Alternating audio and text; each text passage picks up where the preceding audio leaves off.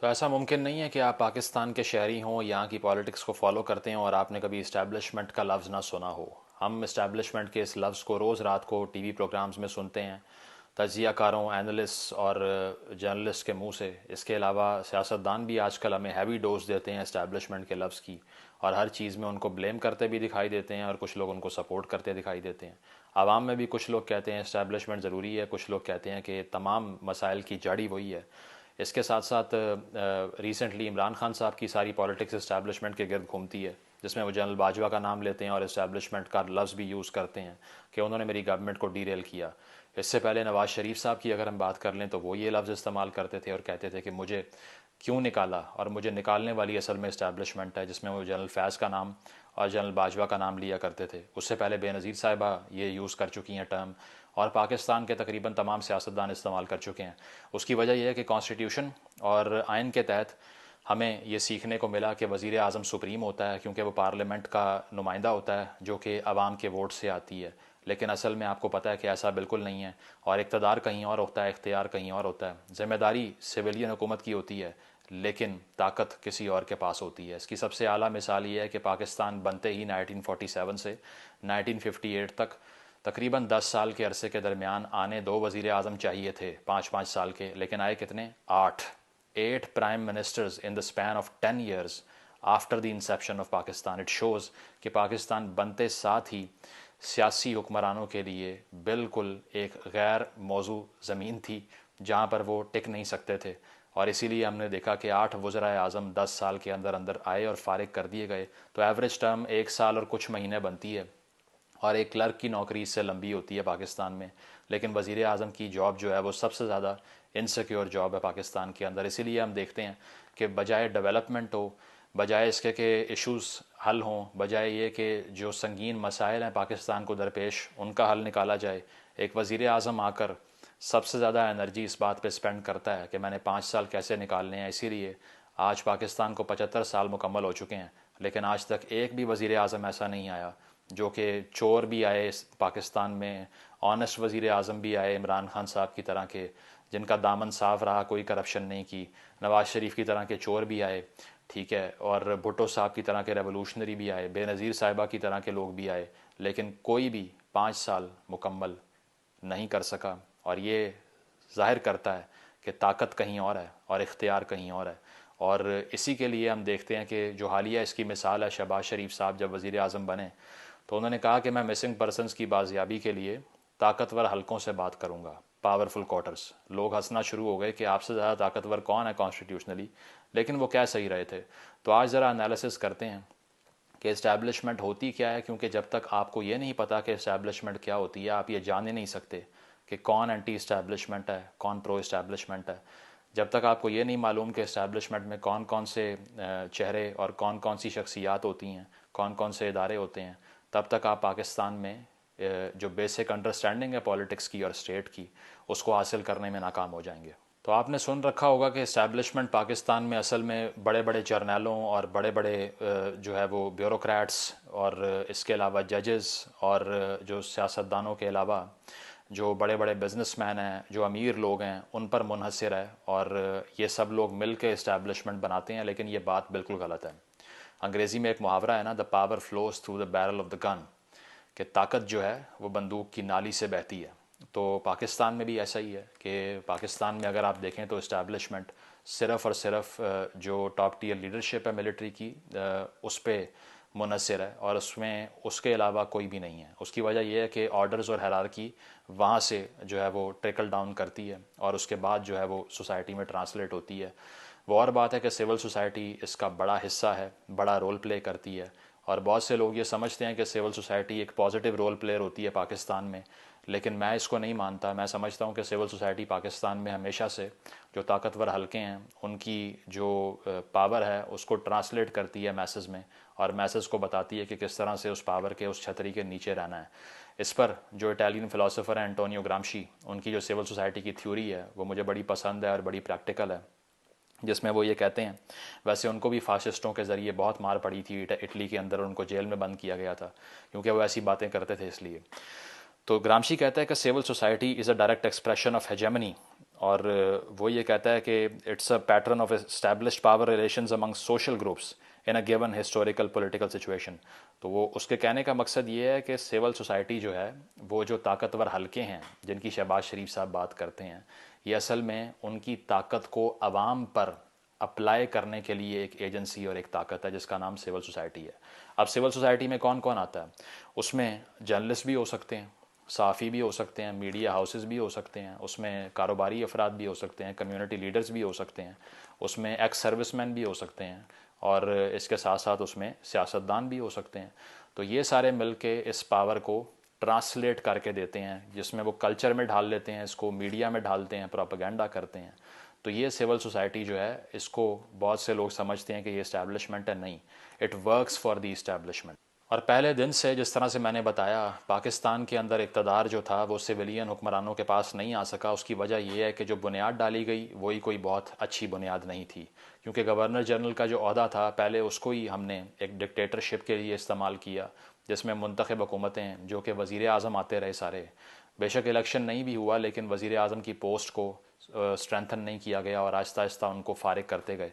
और उसके बाद में जब आइन आया पहला, तो सदारती ओहदे में इतनी ताकत आ गई कि 58(2)B या इस तरह की चीज़ों के इस्तेमाल करने से मुंतखब हुकूमतों को घर भेजना शुरू कर दिया उन्होंने। और पहले जो मार्शल लॉ लगे उसमें भी सिकंदर मिर्ज़ा साहब का जो रोल था, जिनका ब्यूरोक्रेसी का और मिलिट्री दोनों का बैकग्राउंड था, अयूब खान साहब एज़ अर्ली एज़ 1952 और 3 बड़ी बड़ी मीटिंग्स को चेयर कर रहे थे जब अमेरिका से एड लेनी थी। और इसके साथ साथ जो एंटी सोवियत अलाइंसेस थी उसके लिए अमेरिका से नेगोशिएशन चल रही थी, और अमेरिका की कैबिनेट के लोगों ने यहाँ आना था हमारी एड पैकेज को जो जो है वो रिज्यूम करने के लिए, उनको रिजॉल्व करने के लिए। तो उनसे इंगेज कैसे करना था, इस मीटिंग को अयूब खान साहब चेयर कर रहे थे। लोगों ने कहा कि ये ऐसा क्यों कर रहे हैं, तो उन्होंने कहा कि बस सबसे बेहतरीन इंसान यही है जो अमेरिका से नेगोशिएट कर सकता है। तो पहले रोज़ से हमने देखा कि जो उस वक्त की इस्टेब्लिशमेंट थी वो किस तरह से ओवर पावर कर गई सिविलियन इंस्टीट्यूशंस को। और इसके साथ साथ हमने ये भी देखा कि जो पिंडी साजिश केस था अर्ली 50s में, वो जनरल अकबर ख़ान कर रहे थे बेसिकली, जो कि ख़ुद एक फ़ौजी अफसर थे। तो पाकिस्तान में पहले रोज़ से हमने देखा कि तसल्लुत जो है वो सियासी हुक्मरानों का कायम नहीं हो पाया, इंस्टीट्यूशन बिल्डिंग नहीं हुई, इसीलिए इस्टेब्लिशमेंट ओवर पावर कर गई। अब आप कहेंगे इस्टेब्लिशमेंट में कौन कौन से अफराद आते हैं, तो इसमें कोई आम फौजी अफसरान या फिर कोई आम जो सोल्जर्स होते हैं वो तो नहीं आ सकते, ज़ाहिरी बात है। तो सबसे ताकतवर जो ओहदा है मुल्क का वो चीफ़ ऑफ आर्मी स्टाफ का है, और उसके बाद जो है वो ब्रिगेडियर 111 ब्रिगेड होता है, क्योंकि जब भी पाकिस्तान में मार्शल लॉ लगा है तारीख़ के अंदर, तो वो हमेशा से 111 ब्रिगेड के थ्रू होता रहा है। उसकी वजह यह है कि प्रोटेक्शन जो वज़ीर आज़म की होती है या वज़ीर आज़म हाउस की होती है वो सारी उनके पास होती है मोस्टली। और जब उनको ऑर्डर जाता है कि मार्शल लॉ का जो है ना वो हुक्म दे दिया गया है, तो वहीं से उसको अप्लाई किया जाता है। तो कोई ये कहे कि वहाँ पर ब्लडलेस कू हो गया है, वो इसीलिए होता है क्योंकि जो सिविलियन फोर्सेस हैं वो इस काबिल नहीं है कि वो उठ खड़ी हों और वो कहें कि ऐसा नहीं करना आपने, क्योंकि वो हैं ही नहीं। भुट्टो साहब के दौर में वज़ीर आज़म की सिक्योरिटी के लिए एक फ़ेडरल सिक्योरिटी फ़ोर्स रेज़ की गई थी, लेकिन कसूरी साहब के मर्डर के ऊपर जो भुट्टो साहब को फांसी लगाई गई थी, उसकी एक्यूजेशन उस फेडरल सिक्योरिटी फ़ोर्स के ऊपर लगी। और उसके बाद उसको ज़िया साहब ने आते साथ जो पहला हुक्मनामा जारी किया वो यही किया कि इस सिक्योरिटी फ़ोर्स को अबॉलिश करो, ख़त्म कर दो। उसकी वजह यह है कि इन्होंने उस मर्डर में रोल प्ले किया है, जबकि यहाँ पुलिस अफसरान हज़ारों दफ़ा जो है वो कत्ल गारतगिरी कर चुके हैं। राव अनवार साहब 444 मर्डर कर चुके हैं, लेकिन पुलिस तो अबॉलिश नहीं होती, बट वो अबॉलिश हो गई। उसकी वजह यह है कि वो एक थ्रेट था। तो इसीलिए उसके बाद नंबर 3 पे DGISI आते हैं, जो कि इंटेलिजेंस के सबसे बड़े अफसर होते हैं पाकिस्तान के अंदर। तो इस्टेब्लिशमेंट 3-4 अफराद का नाम है यहाँ पर। और इसके अलावा जो इनर ग्रुप होता है जो कि मिलिट्री की सारी ऑपरेशंस को चलाता है, उसका भी अच्छा खासा इन्फ्लुएंस होता है। जिस तरह जनरल बाजवा के दौर के अंदर हमने देखा कि बहुत से लोगों ने ये बताया कि बाजवा साहब का अपना विज़न कुछ और था पाकिस्तान को चलाने का, क्योंकि विज़न तो वहीं से आना है ना, और कहीं से नहीं आना। लेकिन चूँकि जो कोर कमांडर्स थे उनका विज़न कुछ और था, उसमें कोलिजन कोर्स पैदा हो गया, इसीलिए हमने देखा कि बाजवा साहब अपने माइंड के मुताबिक कुछ नहीं कर पाए। तो ये कहना कि एक दो अफसरान अकेले कर सकते हैं ये भी गलत होगा, लेकिन टॉप टीयर लीडरशिप मिलिट्री की, जिसमें DGISI ब्रिगेडियर 111 ब्रिगेड होता है, इसके अलावा आर्मी चीफ इटसेल्फ होता है, that is what you call the establishment in Pakistan. तो अब होता यह है कि अगर आपके पास कोई भी काम करने के लिए एक ऐसा अल्टरनेटिव मौजूद है जो इतना तगड़ा और इतना रिसोर्स्ड है, इतना वेल इक्विप्ड है, तो ऐसा मुमकिन ही नहीं है कि पाकिस्तान की स्टेट मजबूत हो जाए। उसकी वजह यह है कि अगर आपने कहीं कार्गो पहुंचाने हैं तो ऐसा हो ही नहीं सकता कि NLC के अलावा कोई और कंपनी आपको मिल सके, क्योंकि वो बड़ी वेल इक्विप्ड है और उन्होंने बड़े लंबे अरसे से इन्वेस्टमेंट करके उसको रेज़ किया है। अगर आपने सड़क बनवानी है तो ऐसा मुमकिन ही नहीं है कि FWO से ज़्यादा बड़ा कोई इदारा आपको मिल जाए। उसकी वजह यह है कि जो पैराफर्नेलिया उनके पास है, जो रिसोर्सेज उनके पास हैं, किसी और के पास नहीं है। So they don't leave you with any options apart from their own selves. और इसीलिए अगर आप ये सोचते हैं कि आपने पाकिस्तान में कुछ भी करना है एस्टैब्लिशमेंट को अवॉइड करके, तो वो बिल्कुल इम्पॉसिबल है, क्योंकि आप जिस भी महकमे के ऊपर, जिस भी प्रोफेशन के ऊपर, जिस भी इंस्टीट्यूशन के ऊपर हाथ डालेंगे तो वहाँ पर ऑप्शन सिर्फ एक बचती है। इवन अभी कच्चे के डाकुओं के ख़िलाफ़ जो ऑपरेशन करना है वहाँ भी पुलिस कामयाब नहीं हो पा रही और फ़ौज को बुलाने की बात हो रही है। इस तरह सैलाब के अंदर, ज़लज़लों के अंदर और जगहों में सिर्फ और सिर्फ हायरार्की एक है कि आपके पास और कोई ऑप्शन नहीं है, क्योंकि वेल रिसोर्स्ड कोई भी इदारा पाकिस्तान में बचा नहीं है या उसको छोड़ा नहीं गया ताकि ऑप्शन कोई और ना रहे।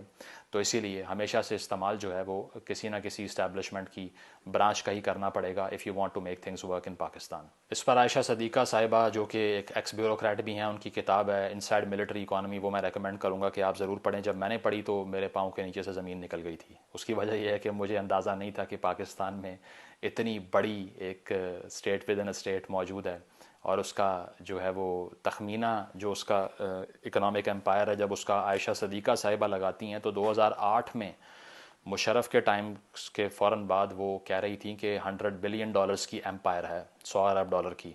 पाकिस्तान अभी $1 अरब के लिए IMF से लड़ता फिर रहा है, लेकिन ये सारी जो मैं आपको बता रहा हूँ अब शायद 4 या 5 गुना बढ़ गया हो उससे, क्योंकि अब काफ़ी 15-16 साल गुजर गए हैं उस बात को। इस किताब को पढ़ने से आपको मालूम हो जाएगा।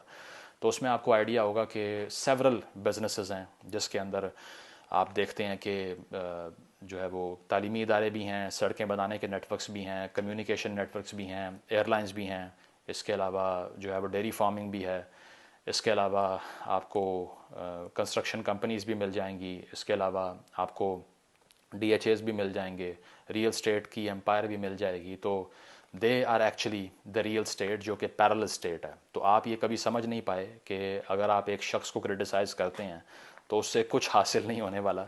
इसीलिए इमरान खान साहब की तरह के लोग जो कि सारी इस्टेब्लिशमेंट को बाजवा साहब बना के हमारे सामने पैकेट में बंद करके पेश कर देते हैं, इसीलिए हम कहते हैं कि वो आपको बेवकूफ़ बना रहे हैं। उसकी वजह यह है कि इस्टेब्लिशमेंट किसी शख्सियत का नहीं, किसी पर्टिकुलर पर्सनैलिटी, चाहे वो जनरल कमर जावेद बाजवा हों या फिर आसिम मुनीर साहब हों या कोई भी हो, किसी पर्सनैलिटी का नाम नहीं है। It's the name of a structure. Structure का नाम है इस्टेब्लिशमेंट। तो अगर आप किसी शख्सियत को बुरा भला कहकर ये साबित करेंगे कि मैं बहुत बड़ा चैम्पियन हूँ, ना उससे कोई फ़ायदा होगा और ना वो ये जाहिर करता है कि आप एंटी इस्टेब्लिशमेंट है। In fact you are pro establishment. उसकी वजह ये है कि आप सारी आवाम को एक शख्सियत के पीछे लगा कर ये कह रहे हैं कि अगर ये शख्सियत बदल जाए ना और मेरी मर्ज़ी की आ जाए तो सब ठीक हो जाएगा, आप भी बेनिफिशरी हैं, इसका मतलब है। इसीलिए इमरान खान साहब की जो सारी सियासत है उसका एंटी इस्टेब्लिशमेंट होने से किसी किस्म का कोई ताल्लुक़ नहीं है, क्योंकि वो सिर्फ ये कहते हैं कि हमें सियासत में सपोर्ट क्यों नहीं किया और हमें आने क्यों नहीं दे रहे, हमसे डील क्यों नहीं कर रहे। अभी रिसेंटली उनका बयान आया कि मुझसे बात तो करो, मैं तो सब बुलाने को तैयार हूँ, बात करने को तैयार हूँ। तो कभी भी वो शख्स जो कि इस स्ट्रक्चर पे डिबेट नहीं कर रहा, जो कि इस सारे जो ऑपरेशनलाइजेशन का असल प्रोसीजर है उस पर बात नहीं कर रहा, वो कभी भी एंटी इस्टेब्लिशमेंट नहीं हो सकता। वो सिर्फ ये चाहता है कि GHQ में मेरी मर्ज़ी का आदमी आ जाए ताकि मैं आराम से इक़्तिदार की रोटियां तोड़ूं और आवाम को बेवकूफ़ बनाऊं। इमरान खान साहब ने अपने दौर के अंदर ये भी कहा था कि मेरे फ़ोन टैप होते हैं और मेरी हर गुफ्तगू सुनी जाती है, और बिल्कुल ठीक होता है। उसकी वजह यह है कि दुनिया भर में ऐसा होता है और ऐसा होना चाहिए। इसके लिए उन्होंने CIA की मिसाल दी, लेकिन शायद उनको ये मालूम नहीं था कि CIA is a civilian institution. CIA का फ़ौज से कोई ताल्लुक़ नहीं है और वो एक सिविलियन फ़ोर्स है जिसका मकसद ये है कि इंटेलिजेंस गैदरिंग करना, और वो अमेरिका की हदूद से बाहर ऑपरेट करती है ताकि अमेरिकन इंटरेस्ट को उसकी हदूद से बाहर प्रोटेक्ट किया जा सके, और उसका अंदर अमेरिका के जो सब्जेक्ट्स हैं उनको छेड़ने का कोई काम नहीं है, ना फ़ोन टैपिंग का काम है। इसी तरह अगर हम हिंदुस्तान की बात करें तो जो रॉ है हिंदुस्तान की, उसमें भी साबिक पुलिस अफसरान आके चीफ लगते हैं और जो पुलिस अफसरान होते हैं वो उसको लीड करते हैं आके, तो उसका भी फ़ौज से कोई ताल्लुक़ नहीं है। इसीलिए जब वो कंपेयर करते हैं इन इंस्टीट्यूशंस को आईएसआई से, तो वो बिल्कुल गलत कर रहे थे। खान साहब को इसका इल्म नहीं था और वो कहना यही चाह रहे थे कि ये बिल्कुल ठीक होता है, लेकिन अब रोते क्यों हो? अब फिर क्यों कहते हो कि हमारे फ़ोन टैप हो रहे हैं और हमारे साथ बहुत ज़्यादती हुई है, लेकिन पहले जब आप इक़्तिदार में थे आपको ये सूट कर रहा था, तो तब आपने कहा बिल्कुल ठीक हो रहा है। तो इससे साबित होता है कि ये सियासतदान जो हैं ये सिर्फ आपको बेवकूफ़ बनाते हैं और ना इनके पास ताकत है, ना ये कुछ बदल सकते हैं।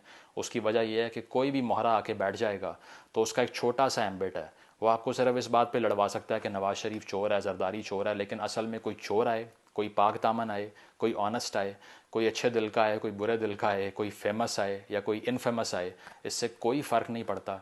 उसकी वजह यह है कि ताकत इन सब के पास है ही नहीं। इसीलिए नहायत बेवकूफ़ और माइंडलेस आदमी है वो, जो कि इन दोनों सियासी लीडरान, बेशक वो नवाज़ शरीफ हों, इमरान खान हो या जरदारी हों, इनके ऊपर लड़ लड़ के एक दूसरे को जलील कर रहा है और लोगों से लड़ाइयाँ ले रहा है।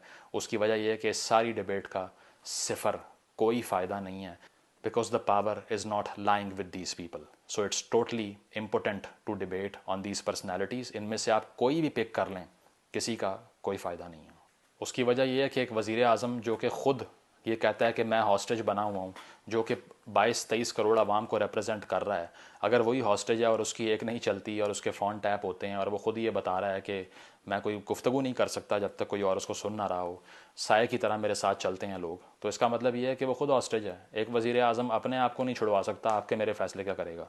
ये बात आपको अगर समझ आ जाए तो आप इस सारे घटिया जो पॉलिटिकल डिस्कोर्स है जो आजकल मुल्क के अंदर चल रहा है कि वो इमरान खान को गिरफ्तार करने लगे हैं, शहबाज शरीफ ने ये कर दिया, नवाज़ शरीफ वापस नहीं आ रहा, आप इस सारे गंद से बाहर आ जाएंगे और आज़ाद हो जाएंगे इस नॉन इशू से, जो कि अभी क्रिएट हुआ हुआ है इसलिए क्योंकि आपको बेवकूफ़ बनाया जा रहा है सिर्फ। वो नोम चॉम्स्की कहता है कि जिस मुल्क में सेंसरशिप होती है ना, वहाँ एक टैक्टिक इस्तेमाल करती है रियासत के, एक छोटा सा दायरा बनाओ और उसके अंदर बड़ी इनकलाबी डिबेट करवा दो, जिससे लोग ये समझें कि हमारे पास तो फ्री स्पीच आ गई है। वो खुल के इमरान खान को गालियाँ दें, वो खुल के नवाज़ शरीफ को गालियाँ दें और सोचें कि ये आज़ादी इज़हार राय है। नहीं भाई, ये छोटा सा दायरा है, इसके अंदर जितना मर्ज़ी खेल लो, इससे बाहर जाने की परमिशन नहीं है, कोई फ़ायदा नहीं है। तो पाकिस्तान में रहते हुए अगर आपने कोई भी काम करना है तो वो इस अम्ब्रेला से बाहर निकल कर पॉसिबल नहीं है। कोई कारोबार करना है तो वो भी अगर रियासत को सूट नहीं करता ये आपका कारोबारी मॉडल, तो वो आ जाएगी और आपको बैठ के नेगोशिएट करने का कहेगी। तो जिस तरह से आना लीवन भी कहता है कि पाकिस्तान एक नेगोशिएटेड स्टेट है, इमरान खान से भी आजकल नेगोशिएशन हो रही है। जब भी पुलिस उसको पकड़ने जाती है तो बाहर लोग बुला लेता है और वहाँ पर जत्था खड़ा हो जाता है, पुलिस वापस आ जाती है। मेरे और आपके साथ ये हो सकता है कि उनके खिलाफ अगर 70 FIRs हुई हों और उनको कोई हाथ ना लगा सके? इसका मतलब ये है कि ये जत्थों की और गुंडों की रियासत है, जिसके पास जितने ताकत हैं, जितने गुंडे हैं, जितने अफराद हैं, वो सड़क पे लाएं, तोड़ फोड़ करें, थानों पे हमले करें, अदालत के दरवाजे तोड़ दें, जो इमरान खान साहब ने अभी इस्लामाबाद के अंदर किया है, और उसके बाद आराम से बैठे रहें, कोई छेड़ नहीं सकता आपको। तो ये है कि पाकिस्तान में जिसके पास भी पावर आती है वो थोड़ा सा ऊपर आता है और उससे स्टेट नेगोशिएट कर लेती है कि बताओ जी तुम्हारा क्या रेट है, क्या किस तरह बिकते हो, तो वो नेगोशिएशन हो जाती है और उसके बाद काम चलता रहता है। तो आप लोगों को ये लगता है कि कोई ऐसा लीडर आ गया जो एक इनकलाब बर्पा कर देगा, लेकिन स्ट्रक्चर रिमेंस देयर। कोई आए या कोई जाए, या इसी तरह जो हमारी जो मिलिट्री की जो इंस्टीट्यूशंस हैं उनके लीडरान आएँ या जाएं, उससे कोई फ़र्क नहीं पड़ता, because the structure remains there. तो इस सूरत हाल में जो ये पैरेलल स्टेट है, ये अपने इंटरेस्ट को प्रोटेक्ट करने के लिए सियासत को चलाती है और उसका काम ये होता है कि हर 5-6 साल बाद एक विलन क्रिएट करो, एक हीरो क्रिएट करो, और जो विलन होता है आवाम उसको गालियाँ देने लगती है, क्योंकि कम्युनिकेशन चैनल्स की प्रोपेगेंडा इतना ज़्यादा होता है कि अगर किसी को चोर साबित करना है तो सिर्फ 2-3 साल चाहिए, सिर्फ 2-3 साल चाहिए। दिन रात अपने बंदों से बुलवाओ कि ये चोर हैं, ये डाकू हैं, वो डाकू बन जाएंगे।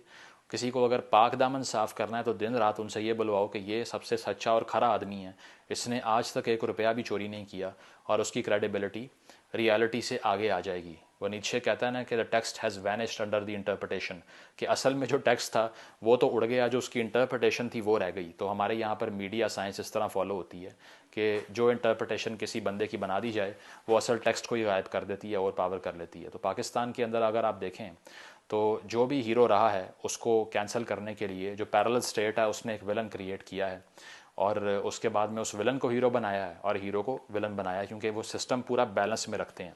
कभी ऐसा नहीं होना चाहिए कि कोई एक बंदा इतना बड़ा हीरो बन जाए कि उसके अगेंस्ट कोई विलन आ ही ना सके और सारी आवाम की राय उसके पीछे कॉन्सेंट्रेट हो जाए और वो आके स्ट्रक्चर को तोड़ने की कोशिश करे।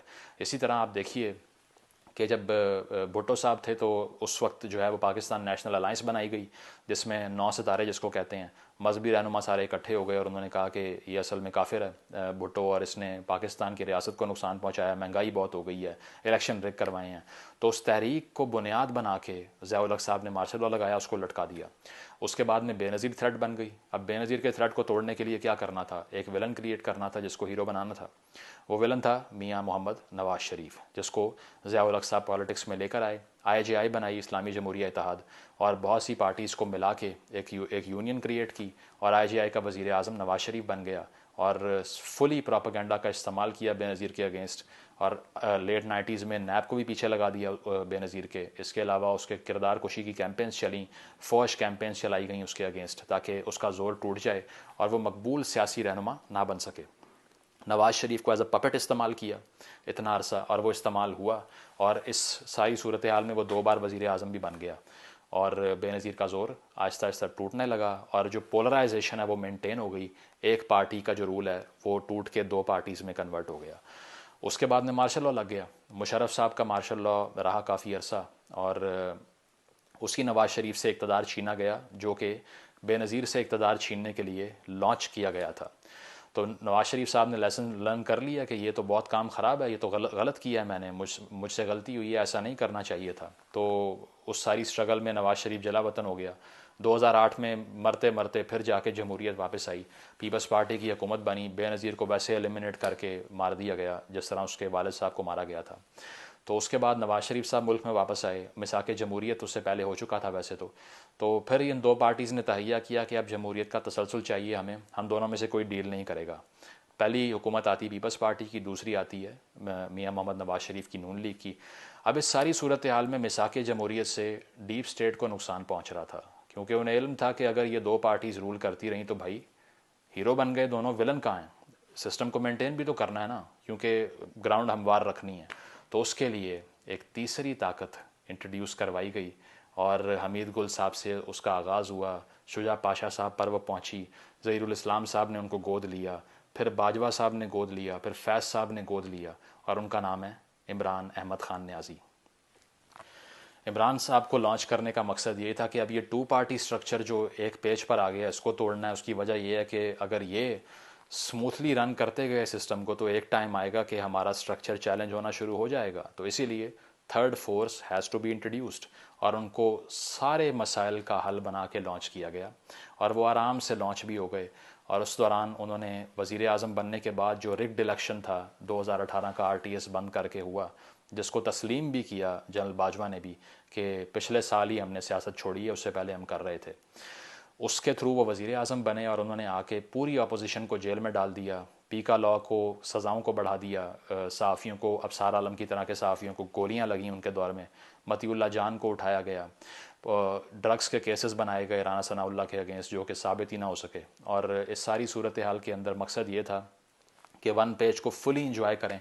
जनरल बाजवा के बारे में इमरान खान साहब ने ऐसे बयानात दिए जैसे नेपोलियन बोनापार्ट ही वही हैं, और उन्होंने कहा कि जमहूरियत के लिए इससे बेहतरीन जर्नैल पाकिस्तान की तारीख़ में नहीं आया और नवाज़ शरीफ को शर्म आनी चाहिए कि वो इंस्टीट्यूशंस के ख़िलाफ़ और आर्मी चीफ़ के ख़िलाफ़ बात करता है। और इस तरह इमरान खान साहब 90s के नवाज़ शरीफ साहब बन गए, ठीक है। लेकिन जैसे ही टाइम आया उनका जो टेन्योर पूरा होने का, तो फिर असल स्टेट ने, पैरेलल स्टेट ने सोचा कि भाई अब तो ये भी हीरो बन रहा है तो अब क्या करना है, इनको भी बनाओ विलन। उसकी वजह ये है कि अब जो विलन थे उनको हीरो बना दो, क्योंकि वो जो चोर थे जिन पे 20 साल इन्वेस्टमेंट की है कि इनको चोर साबित करना है, ये डाकू हैं, ये चोर हैं, वो और बात है कि 1 रुपया इमरान खान साहब भी किसी से बरामद नहीं करा सके और सारे नैब के केसेस भी ओवरटर्न हो गए। लेकिन उन चोरों को फिर दोबारा से कहा गया कि अब आप आ जाइए प्लीज़। तो इस तरह नवाज शरीफ साहब का इनकलाब भी दम तोड़ गया, जो कह रहे थे कि वोट को इज़्ज़त दो, और उनका भाई आके इक़्तिदार के मज़े लूटना शुरू हो गया आजकल। और इमरान खान साहब जो कि 1 पेज के बड़े फ़ैन थे, 4 जर्नलों की पैदावार थे, वो आजकल एंटी इस्टेब्लिशमेंट बने हुए हैं। ये है पाकिस्तान की सियासत। अब होगा क्या, होगा ये कि ये स्ट्रक्चर ऐसे ही चलता रहेगा। एक आदमी जिसको हीरो बनाया जाएगा वो विलन बनेगा, जैसे ही वो इक़्तिदार में वापस आएगा, बेशक वो इमरान खान हो, नवाज शरीफ हो या कोई भी हो, वो 1 मिनट से पहले प्रो स्टेट बन जाएगा, 1 मिनट से पहले प्रो इस्टेब्लिशमेंट बन जाएगा। उसकी वजह यह है कि उसको मालूम है कि चलना ही ऐसे है, ये चीज़ चैलेंज नहीं हो सकती। तो इस सारी वीडियो का मकसद ये है कि आपको ये स्ट्रक्चर समझाया जाए। मुझे ये मत कहिएगा कि इसका सलूशन प्रोवाइड कीजिए कि इससे निकलना कैसे है और इसको ख़त्म कैसे करना है, वो मेरा काम नहीं है। सहाफ़ी का काम सिर्फ ये होता है कि वो जो असल मसला है मुआशरे के अंदर वो प्रोजेक्ट करके आपको दिखाए, इसका सलूशन आवाम ने अपनी राय से, अपने वोट से करना होता है। अगले इलेक्शन में वो जब भी होता है, जाके अपने वज़ीर आज़म से, अपने सियासी रहनुमाओं से, अपने हलके के पॉलिटिशियन से ये सवाल कीजिए कि can you fight this structure. आप स्ट्रक्चर के बारे में क्या सोचते हैं, आप डीप स्टेट के बारे में क्या सोचते हैं, आप मिलबस के बारे में क्या सोचते हैं, जो मैंने एक्सप्लेन किया इससे पहले। और इसके साथ साथ आप सिविलियंस को प्रोटेक्ट करने के लिए, उनकी लीडरशिप को प्रोटेक्ट करने के लिए क्या कर सकते हैं। और आपका एजेंडा क्या यही रहेगा इक़्तिदार में आने के बाद भी, या तब आप 1 पेज की बात करने लगेंगे। तो उस बुनियाद पे सियासी रहनुमाओं का इंतखाब कीजिए, तब हल निकलेगा जो कि असल मसाइल को रिफॉर्म कर सकें। किसी एक शख्सियत को गाली देने वाला बिल्कुल एंटी इस्टेब्लिशमेंट नहीं है। इस वक्त पाकिस्तान में कोई एंटी इस्टेब्लिशमेंट पार्टी नहीं है। इनफैक्ट ये पार्टियां हैं ही नहीं, ना ये सियासतदान हैं। They all work for the establishment and they are for the sake of the establishment. अगर आपको लगता है कि ऐसा नहीं है, उसकी वजह यह है कि जैसे ही एक्सटेंशन देने की बात होती है तो सारे मिल के बाजवा साहब को एक्सटेंशन देते हैं, और अब उनमें से चंद उनकी तारीफ़ें कर रहे हैं, चंद गालियाँ दे रहे हैं, सब के सब बेवकूफ़ बना रहे हैं। मेरी रिकमेंडेशन ये है कि इस सारी डिबेट से ही बाहर आ जाइए। Don't support any of these gentleman. इनमें से किसी के पास कोई सलूशन नहीं है, अनलेस के आपकी राय इतना डोमिनेट ना करे कि ये स्ट्रक्चर को तोड़ने की बात करने लगें। तब तक इनमें से कोई भी आपकी सपोर्ट डिज़र्व नहीं करता। Thank you.